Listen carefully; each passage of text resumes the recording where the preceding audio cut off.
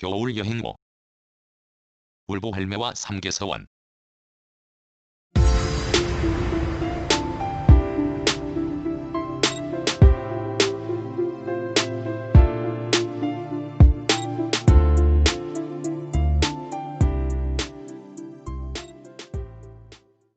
이 아침 몹시 춥다.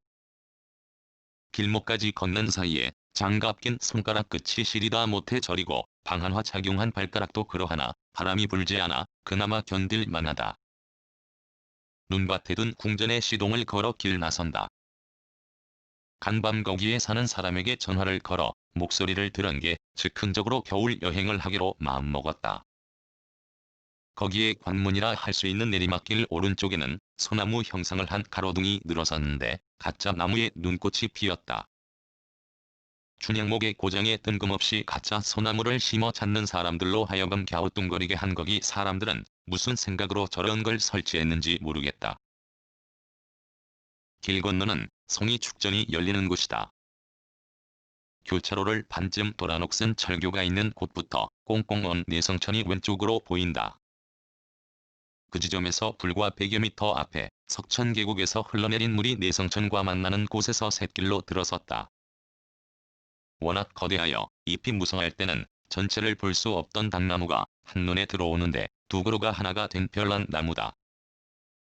밑동에는 알록달록한 천이 감겼고 단상에 기도한 사람의 정성이 그대로 남았다. 좀 가니 빈집이 보인다. 한때 울보라고 불렀던 할매가 살던 집이다. 환성문 앞에 궁전을 세우고 간 곳은 서원이 아니다. 마당 구석구석에 녹지 않은 눈이 쌓였고 미닫이로 된 현관문에 두꺼운 비닐을 붙였는데 몸 하나 드나들 정도 빠끔히 열렸다. 할매이요. 크게 불렀는데 듣지 못한 모양이다. 할매, 안 계세요? 누구니껴? 하루도 안 지났는데 잊어버리셨어요? 되묻자 그때야 노파가 정지에서 굼뜬 동작으로 나온다. 어떻게? 갑자기 오는 게 좋잖아요. 그렇긴 합니다만. 늦게 아침을 준비하던 노파가 반가움을 이기지 못하고 잠시 마주 앉았다가 다시 정지에 들어간다. 옛집이어서 천정이 낮다. 그런데도 작은 방안이 훈훈하지 않다. 난방비가 걱정되어 조그만 전기 난로를 켜놓고 방에는 열을 깔아놓았다. 노파가 난로를 우리 쪽으로 돌려놓고 잠시 후 도토리묵을 내놨다. 지난해는 도토리가 잘 안 보이던데 어디서 주웠어요? 얻은 걸로 쏘니더. 남에게서 한 대박 얻은 걸로 묵을 쏘았다고 하는데 찰랑찰랑하면서도 끊어지지 않고 약간 떫은 맛과 함께 고소하다. 우리는 이른 점심, 노파는 늦은 아침을 먹었다. 둥근 소반을 한쪽으로 밀어낸 노파가 방문을 열고 구부정한 몸으로 나가더니 뭔가 가져왔다. 올해는 콩이 안 달려 담그지 못했니더. 퍼온 묵은 된장 맛을 보라고 한다. 싫어하는 나는 슬그머니 동행자에게 내밀었다. 엄지손가락으로 쿡 찍어 혀를 대더니 맛있다며 노파와 된장 담그는 과정의 이야기를 늘어놓는데 나로서는 뭔 말인지 알아들을 수가 없다. 서원뜰에 심은 건 어땠어요? 날씨 때문에 하나도 안 달렸니더. 김매고 물 준 게 허탕이었네요.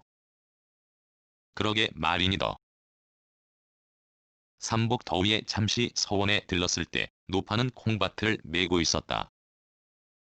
그때 노파는 이마에 땀을 훔치면서 그걸 수확한 콩으로 된장을 담가 좀 나눠주겠다고 했다. 한 말은 기억하고 지키는 노파다. 그러기에 간밤 전화를 했더니 말 도중에 된장 가지러 언제 올라니껴? 라고 했을 때 딱히 약속을 하지 않고 그저 갈게요. 라고만 했다. 그리고 노파의 말을 빌미삼아 여기에 겨울 여행을 온 것이다. 이는 나로서는 드문 일이다. 통화하고서 하루도 되지 않아 단숨에 달려와 자글자글하지만 편안한 노파의 얼굴을 코앞에서 볼 생각을 했으니 말이다. 오래전부터 여기에 올 때면 나는 봉화각시를 찾고자 했다. 이제 여기에 봉화각시는 없다. 대신 얼굴 맞대면 마음이 편한 복길 할매 즉 봉화 할매가 있다. 죽은 할미가 그리울 때, 또 죽은 어미가 그리울 때 봉화 할매는 내 마음의 그 부분을 채워줄 것이다. 어미 어린 노파에게서 할미의 정을 나는 더 느낀다. 봉할매 집담장은 서원과 맞닿았다. 내가 한때 기거할 때는 행랑채가 허물어져 흉물스러웠다. 그러던 게 이제는 원형대로 보존하여 말끔해졌고 공사하느라 주변에 너절하던 잡것들도 없어졌다. 그때를 기억하면 자물쇠가 걸린 셋문을 밀었다. 아직 길들지 않아 빡빡하다. 언젠가 토종이니 그렇지 않는 이로 뽑겠다던 두 그루 단풍나무가 그대로 있고 수북한 눈에 들짐승 한 마리가 발자국을 남겼다. 오전 해가 서재 된마루를 환히 밝혔다. 봉할매에게서 서원과 딸린 앞에 눈을 관려며 살 사람이 들어왔다는 말을 들었다. 어떤 사람들이기에 이런 환경에서 살림살이하고자 할까 궁금하여 행랑채가 딸린 살림공간으로 가보았지만 아무도 없다. 본디 대청에는 문이 없었다. 춥기로 유명하므로 새로 든 사람을 위해 관리청에서 대청의 문을 닫는 걸 허용한 모양이다. 사는 사람의 처지에서는 비바람을 막아주어 큰 도움이 되겠지만 구경하는 사람의 눈에는 거슬린다. 좀 더 돈을 들여 거창은 전통으로 하관 창을 보험재를 넣었으면 이런 문제는 해결될 것이다. 한때 나의 공간이었던 구실로 새로 단 대청의 문을 밀어보았다. 안에는 현재 사는 사람의 취향을 알 수 있는 게 한가운데 놓였다. 가운데 기둥 밑구멍에는 내가 둔 녹슨 동전도 쓰던 재떨이도 그대로 있다. 이걸 둔 내가 와서 찾아갈 때까지 눈에 거슬리더라도 두었을 것이란 생각을 하자 대충 어떤 마음을 지닌 사람들인지 알아차리겠다. 봉할매를 보겠다고 오늘 여기 온 건 아니다. 삼기서원을 보겠다고 여긴 온 것도 실은 아니다.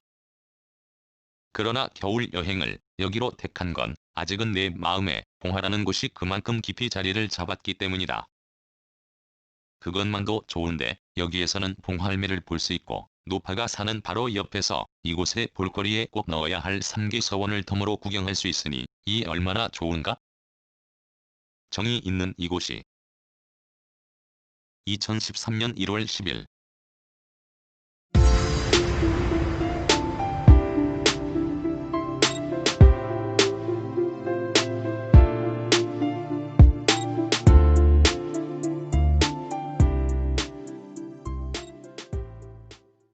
글 모든 것으로부터 자유인 무학 낭독 글 읽어주는 강지식 들어주셔서 고맙습니다.